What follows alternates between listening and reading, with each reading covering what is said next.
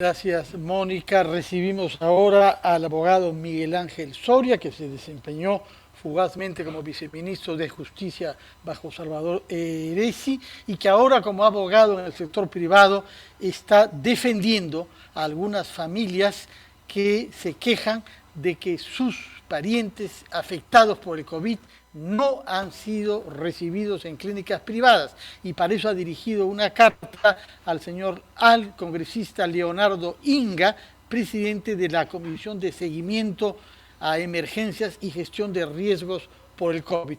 Abogado Soria, muy buenos días. Buenos días, Fernando. Buenos días, Mónica. Un gusto saludarlos.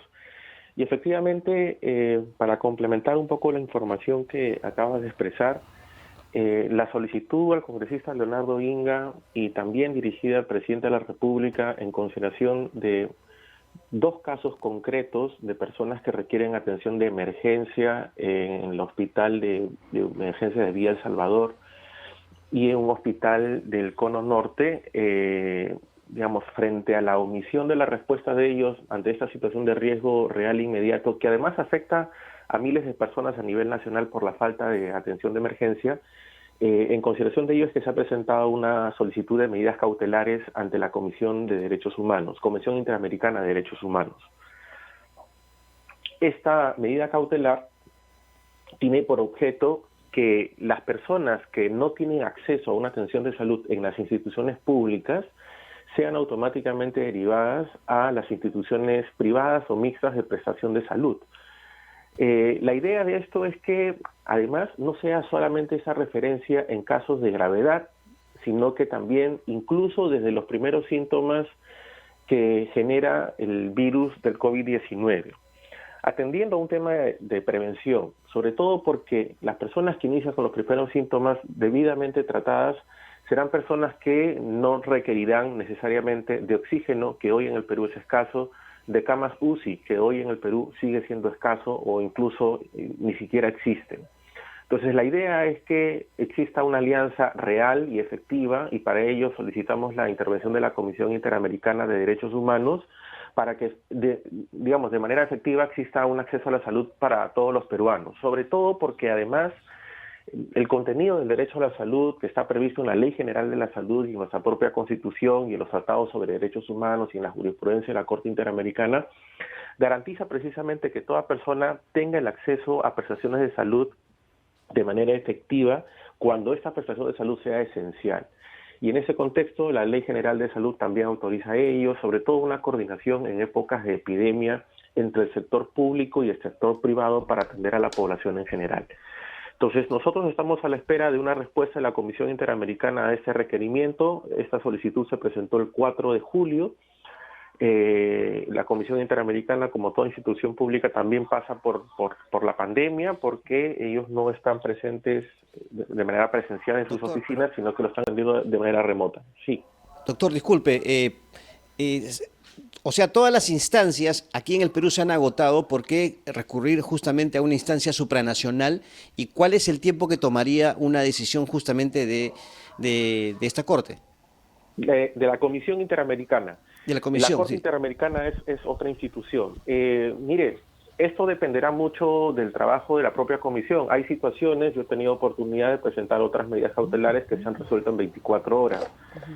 Sin embargo, como les adelantaba, la Comisión Interamericana también pasa por el problema de la pandemia, el aislamiento, el distanciamiento social, por lo que ellos no están trabajando normalmente en sus oficinas, sino que hacen un trabajo remoto, lo cual dificulta también la atención más oportuna, ¿no? Y lo que decía la comisión es vinculante.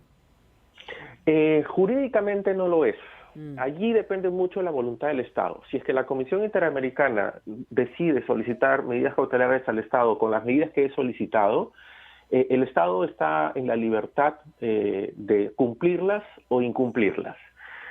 Sin embargo, si el Estado decide incumplir esta solicitud de medidas cautelares, la Comisión Interamericana estará habilitada para solicitar una medida provisional ante la Corte Interamericana, cuya decisión sí es vinculante para el Estado peruano.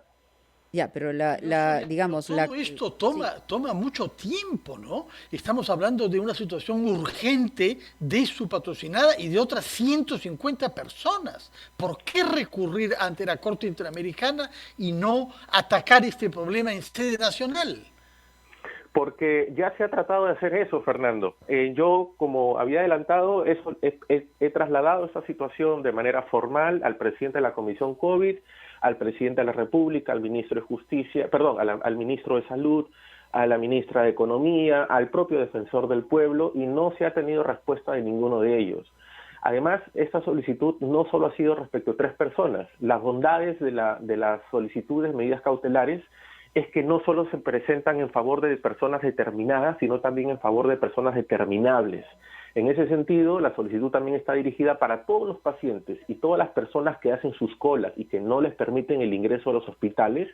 Por ejemplo, en Lima, del Cayetano Heredia, del Sergio Bernales de Coyique, del Lanfranco Lahoz, entre otros, a nivel nacional, como en Loreto, en Piura, La Libertad, Lambayeque, que son los lugares donde precisamente el sistema de salud nacional ha colapsado y no existe esa comunicación efectiva con el sector privado. Entonces, ¿por qué se recurre a la vía internacional? Esto en realidad no es un contencioso contra el Estado, es una manera de ayudar para que efectivamente se tomen medidas, porque digamos, las personas en el Perú tenemos la posibilidad de primero solicitar estas medidas efectivas ante la autoridad política, como es el Poder Ejecutivo, el Congreso de la República, pero frente a la falta de respuesta de ellos, porque efectivamente no hay respuesta, se recurre a las instancias internacionales. Correcto. Por ello es que yo no he tenido que agotar ninguna jurisdicción interna interponiendo procesos larguísimos ante el Poder Judicial, sino que son básicamente requerimientos ante la autoridad política competente, pero frente a la ausencia de omisión es que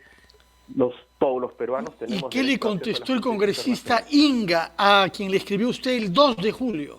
No, ninguno ha respondido. De hecho, me llama la atención porque en una segunda comunicación que también quería dirigir al congresista Inga, simplemente el correo electrónico no fue recibido a su correo institucional del Congreso de la República y tampoco el correo institucional de Mesa doctor de Miguel Ángel Soria, en realidad el tiempo nos ha ganado, le agradecemos muchísimo, veremos cómo transcurre esta demanda, este recurso interpuesto. Nosotros tenemos que acabar aquí, la mañana va a ser seguramente una mañana políticamente movida,